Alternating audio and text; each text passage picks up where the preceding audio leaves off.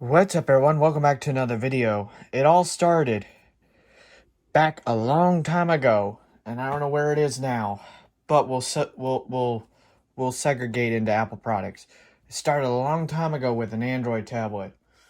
Did not have any screen, accessibility needs on it because I was able to see it still, but found out VoiceOver on my dear old, very old, and have to dig it out of the disc, iPod Touch.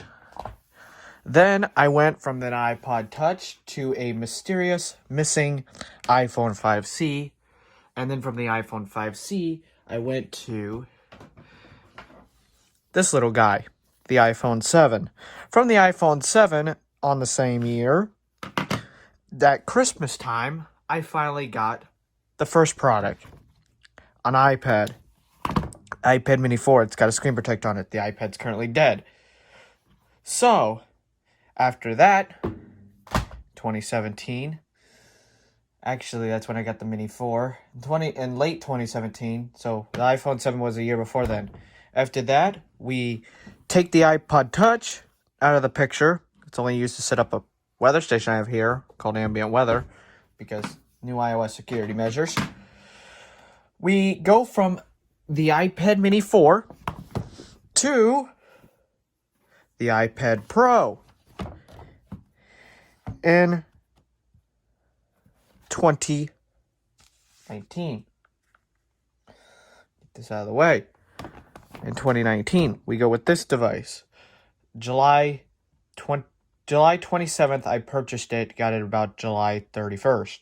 It's been now about 2 years since I've had this iPad. This iPad's awesome. If you're looking for an iPad, but you don't want like the latest Pro, but you're looking for a really good, up to par iPad, this is an awesome iPad. I honestly, I love my 2018 iPad Pro. I've had issues with it from all the videos I've made when my USB-C port right here has broke. But that, come to find out, was something to do with the cord that's connected to this wall brick. But that ain't the video that I'm making today on my Apple devices. Even though it looks like I'm a freaking Apple sheep. But in reality, believe to the contrary, I only am on Apple stuff because of their continuity across Apple products, across from the iPhone to the iPad to the we have a special device now. Nice black box, as I like to call it. It is the MacBook Air that I unboxed, and I did not clarify it in my last video. That is the M1 MacBook Air, 8 gigabytes of RAM. So, how was my month? From July 23rd to August 23rd, 2021, with this good old Mac. And I honestly cannot complain. Oh, and if you want to get this case, this sleeve, I'll leave a link to the sleeve for the Mac. It's by Thule. So if you want this case, it's actually really nice. It's done wonders for my Mac. I'll leave a link to it down below in the description so you can check it out. But this is my MacBook Air. Now, I noticed when I got it, it would wobble on this table. Now, I was like, okay, is there a defect with the feet? And no, there's not. The feet are fine. There's nothing wrong. It was my desk, because I put it on other desks and it doesn't rattle, especially where I'm at. That's why I got the MacBook Air, because I work, not just on YouTube and stuff like that. And it's done wonders. It really has. Get out of here, iPad Mini 4. You don't need to have the show here. So, without further ado, here is my MacBook Air right here in the flesh. It's a really nice Mac. I honestly can't complain about it. Now, I do run a screen reader called VoiceOver. VoiceOver on Finder, desktop, OBS Studio 27. and I'm trying to get OBS Studio working, but I have already tried to do Windows on this. I've done a lot of stuff, and I've also stress tested this because I did this with the iPad Pro from the 2018 iPad Pro, but I got it in 2020 right here. I did stress test it, and it went up. It used all the processor. This thing, in the first month I've had it, I've never had we go up to 8 gigs of RAM, and B, I have not used up all the processor in this Mac whatsoever. I have, however, used up to about 40% processor, 6.8 gigs out of 8 gigs of RAM, and this unit went up to 107 degrees Fahrenheit when the room temperature was 80 degrees Fahrenheit. It is currently 5 o'clock in the morning. I'll leave the calculations from Fahrenheit to Celsius in the description. So there we go. So I'm going to show you all a little bit of voiceover here. So for my sighted audience, it may be a little bit faster, but I'll rectify what it said. So we do VO, which is right there. VOD, which will bring you to the dock. Your Finder. You have your Launchpad, and then here's all my apps.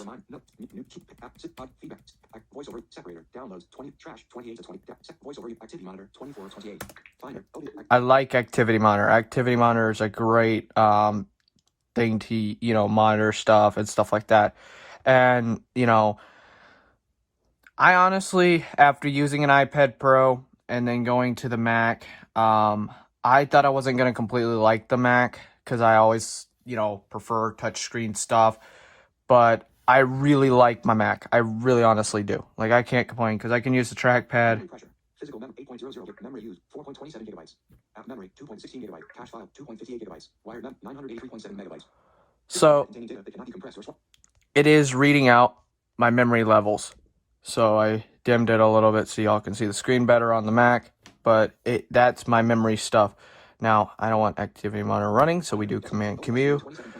But that's my Mac right here. This is what I've been using to edit all the tech videos lately and everything like that, because if I turn VoiceOver off